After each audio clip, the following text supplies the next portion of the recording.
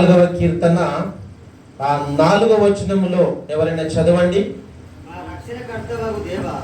నీ మందిరమందు నివసించువారు ధన్యులు, వారు నిత్యము నిన్ను స్తుతించుదురు. నీ వలన బలమునందు మనుష్యులు ధన్యులు, యాత్ర చేయు మార్గములు వారికి అతి ప్రియములు. ఆమేన్, హల్లెలూయా. ఇక్కడ దేవుని యొక్క వాక్య భాగంలో చూసినట్లయితే ఈ లోకంలో ఎవరు ధన్యులు, ఈ లోకంలో నివసించే వారిలో ఎవరు ధన్య జీవులు అని బైబిల్లో పిలువబడతా ఉంటారు అంటే, ఇక్కడ 84వ కీర్తన 4వ చరణములో నీ మందిరమందు నివసించు వారు ధన్యులు, వారు నిత్యము నిన్ను స్తుతించుదురు. ఎవరు ధన్యులు, ఎవరు ధన్యులు అని మనము చూసినట్లయితే, నీ మందిరమందు నివసించు వారు ధన్యులు, వారు నిత్యము నిన్ను స్తుతించుదురు అని రాయబడ్డారు. ఈ లోకంలో ఎవరు ధన్యులు అంటే, దేవుని మందిరంలో ఎవరైతే నివసించే వారుగా ఉంటారో వారే ధన్యులు, నిత్యము వారు నిన్ను స్తుతించుదురు అని రాయబడ్డారు. మనము ధన్య జీవులుగా ఉండాలి అంటే దేవుని యొక్క మందిరమందు మనము నివసించే వారిగా మనం ఉండాలి. మనము ఆరాధించే మందిరము చాలా శ్రేష్టమైనది. ఈ మందిరం గురించి ఎందుకు రాయబడినది అంటే, ఈ మందిరమందు నివసించేటువంటి వారు ధన్య జీవులు, ధన్య జీవులు అని రాయబడినది. దేవుడు ఎక్కడ 2-3 ఆయన నామములో కూడి ప్రార్థన చేస్తారో వారి మధ్యలో నేను ఉంటానని వాగ్దానం చేసిన దేవుడు మనందరము సమాజముగా, సంఘముగా ఈ ప్రార్థన మందిరములో కూడుకోవడం ద్వారా వారు మాత్రమే ధన్యులు అని రాయబడ్డది బైబిల్లో.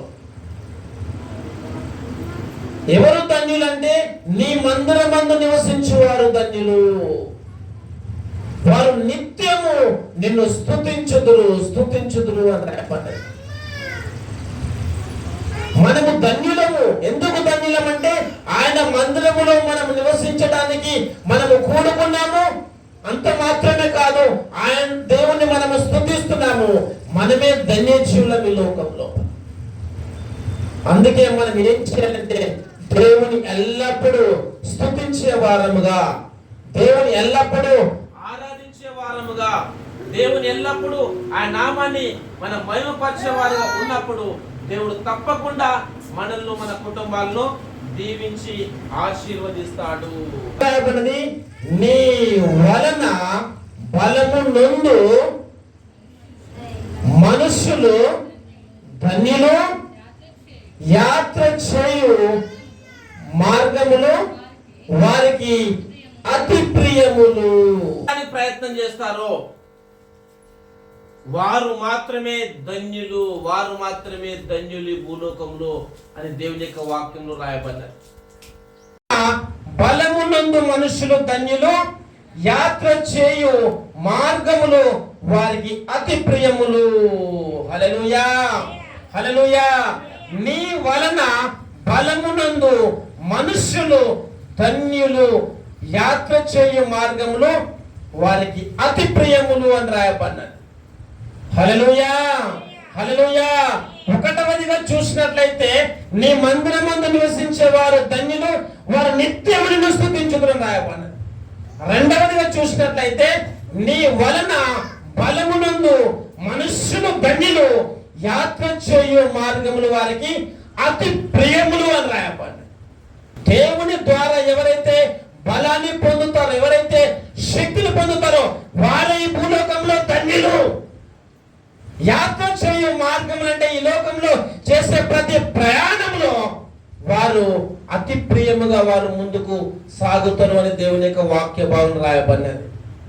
హల్లెలూయా, హల్లెలూయా. అదే విధంగా 3వదిగా చూసినట్లయితే, కీర్తనలు 119 1వ చరణం, యెహోవా ధర్మశాస్త్రమును అనుసరించి నిర్దోషముగా నడుచుకుని వారు ధన్యులు, ఆయన శాసనములను గైకొనుచు పూర్ణ హృదయంతో ఆయనను వెదకువారు ధన్యులు. హల్లెలూయా, హల్లెలూయా. మూడవదిగా చూసినట్లయితే యెహోవా ధర్మశాస్త్రం అనుసరించి నిర్దోషముగా నడుచుకుని వారు ధన్యులు. మూడవది, యెహోవా ధర్మశాస్త్రమును అనుసరించి నిర్దోషముగా ఎవరైతే నడుచుకుంటారో వారు మాత్రమే ధన్యులు, ధన్యులు అని రాయబడ్డది.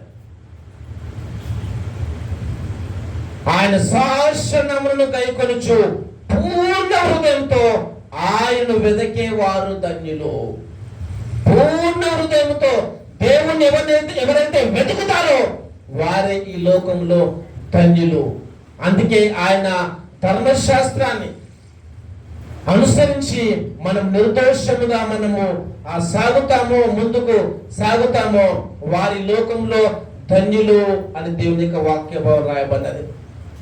దేవుని యొక్క వాక్యాన్ని అనుసరించి నిర్దోషముగా మనం ఈ లోకంలో జీవించినప్పుడు మనము ధన్యులుగా ఉంటాం. ఆయన వెతుకుతూ మనం ముందుకు సాగితే మనం ధన్యులుగా ఉంటాము అని దేవుని యొక్క వాక్యం ద్వారా దేవుడు మనతో మాట్లాడుతూ ఉన్నాడు.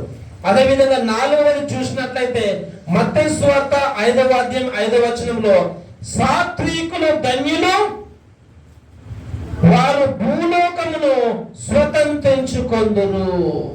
హల్లెలూయా. 4వదిగా చూసినట్లయితే సాత్వికులు ధన్యులు, వారు భూలోకమును స్వతంత్రించుకొందురు రాయబడ్డది. మనం ఎప్పుడైతే సాత్వికమును కలిగి ఉంటామో మనం భూలోకాన్ని స్వతంత్రించుకునే వారిగా మనం ఉంటాం. మన క్రైస్తవులు ఉన్న బిడ్డలందరము సాత్వికము నేర్చుకోవాలి. సాత్వికంగా ఉండడం నేర్చుకుంటే మనం భూలోకాన్ని స్వతంత్రించుకునే వారిగా మనం ఉంటామని ప్రభు మనందరితో మాట్లాడుతుంటుండగా మనము ధన్యులుగా ఉండాలి అంటే మనము ఆయన మందిరములో మనం ఏం చేయాలంటే నివసించాలి. ఆయన బలాన్ని పొందుకోవాలి.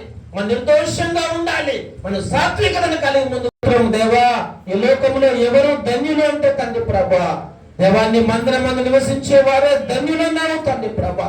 దేవాన్ని వల్ల బలమునందు వారే మనుషులే ధన్యులు అన్నారు తండ్రి ప్రభా. యెహోవా ధర్మశాస్త్రం అనుసరించి నిర్దోషముగా నడుచుకునే వారే ధన్యులు అన్నావు తండ్రి. దేవా సాత్వికులే ధన్యులు అన్నావు తండ్రి ప్రభా. దేవా మేము ధన్యులముగా దేవా నీ మాటలు వింటూ ముందుకు సాగుతుంటుండగా నీ ఆత్మ సహాయాన్ని మీరు మాకు దయచేయండి ప్రభా. నీ మాటలు ఎంతో మంది వింటున్నారో ప్రభా, వారి లోకంలో ధన్య జీవులుగా ఉండాలి అంటే ప్రభా నీ ధర్మశాస్త్రాన్ని అనుసరించి నిర్దోషముగా నడుచుకుంటూ ముందుకు సాగడాన్ని ఆత్మ సహాయం మీరు అందరికి దయచేయమని మంచి నీ మాటలు బట్టి యేసు నామములో ప్రార్థిస్తున్నాము తండ్రి.